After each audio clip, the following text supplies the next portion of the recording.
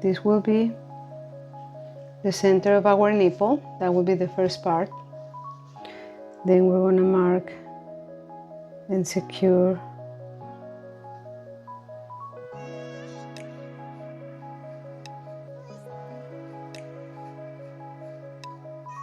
the nipple itself, and then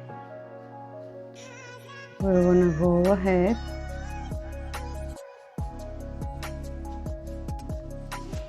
and secure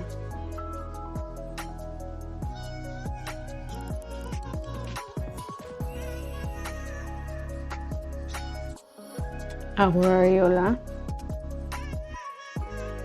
perimeter.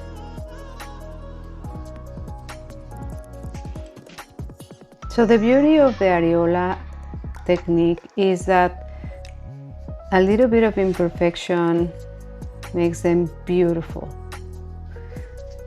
And just remember that you have to replicate what you do in one side of both breasts to the opposite breast. So now let's play with the cross-hatching technique to begin with. 90-degree angle, and either pushing away from me or coming towards me. I personally like to push, because once again, when I push, my landing point has a stronger and bigger concentration of pigment. I don't want that in the external part, so I personally like to push towards the outside. And now I'm gonna cross the angle. That's all we need to do. And the same way it will look in latex or skin if you apply the right pressure and the right technique. So there is no right or wrong. I know I've been saying this a lot during this class, but that's the truth. I mean, you can play and find out which technique is going to be the best for you in your hands. Okay? Circular motion or cross hatching.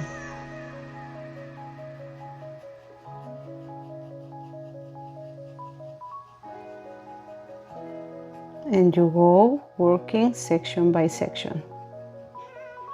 Okay? We don't need to make perfect circles.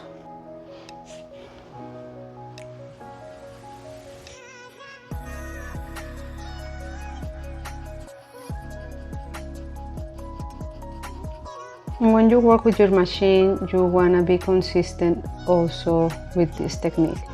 You don't want to work and move really fast forward the next section if you haven't really targeted the ideal perimeter and result.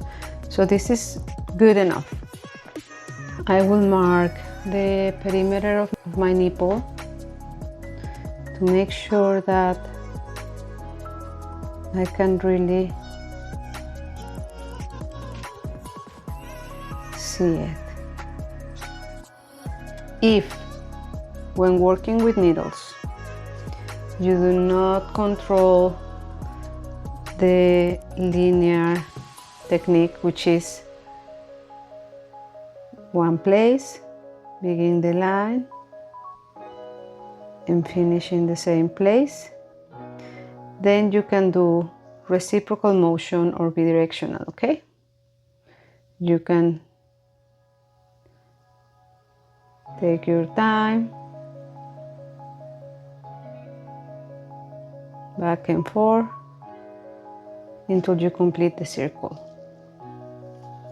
So we're gonna give now, in contrast with the previous exercise we did, I will go ahead and target with the color that has a bit more concentration of red.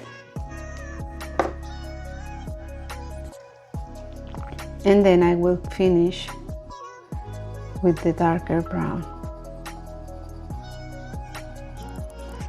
So by stacking colors, we can have a different shade. Now we have to consider that our source of light, it's either coming from this direction or coming from the sternal notch. But whatever I decide here, I will decide in the opposite breast. So now, since in this case I will decide that the source of light is going to be this one, I need to make sure that from here to here I keep enough highlights in this section and enough shadows in this section. So let's start with the shadow on the darkest part, so I don't forget where that is gonna be. And also my nipple somewhere here will be darker. And now, keeping that in mind, small circles, and here at the top, bigger circles. I need to keep highlights, so bigger circles and then go back to smaller circles.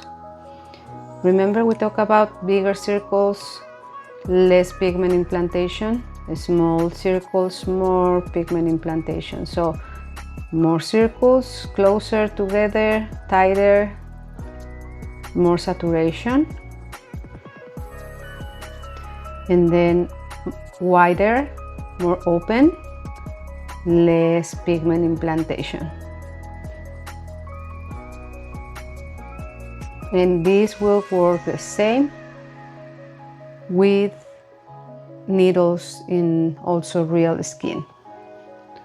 So I still want a bit more shade here, so I'm gonna insist all this area so we can try to accomplish a little bit of the protrusion illusion, even though we're working on a flat surface. That's the beauty of areola tattoo.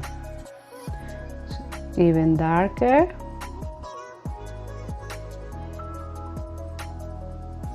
And let's spread it out a little bit so we don't have too much of a differential, but more like a transition.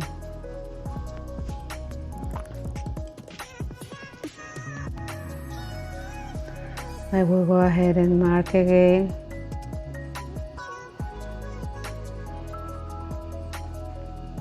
The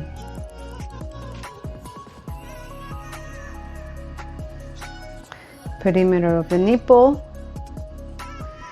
and now white hardly is going to show here, but highlights will be right here.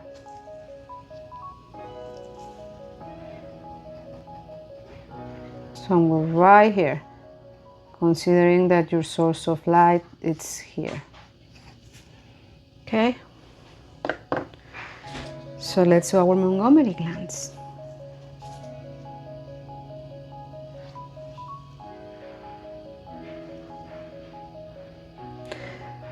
So remember, we said as they are closer to the nipple, the Montgomery glands are going to be closer together.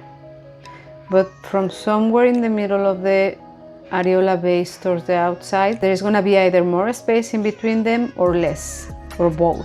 Less space, more space I mean, and less.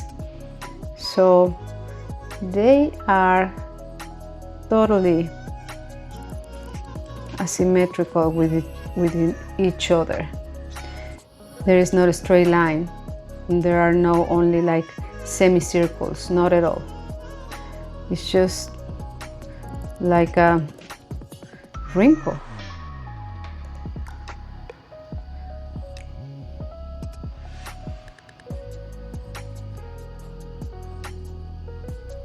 And here they're gonna open and spread.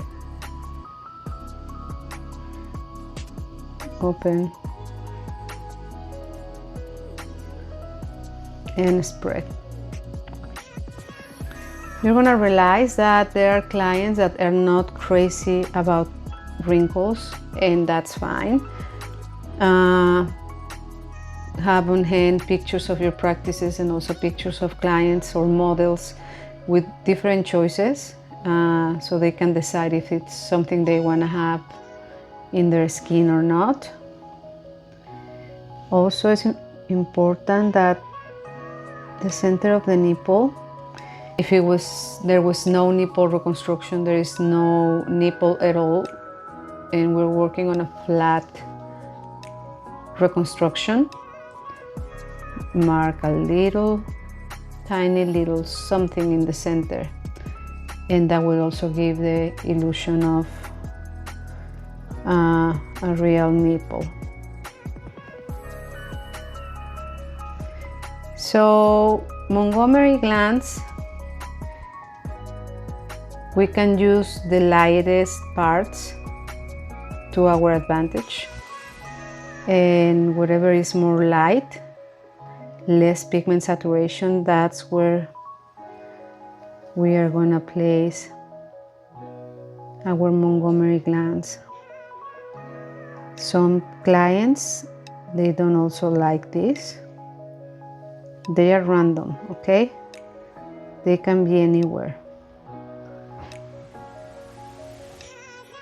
Some clients don't like it. Some clients love them. So let's give them choices and then we'll take it from there.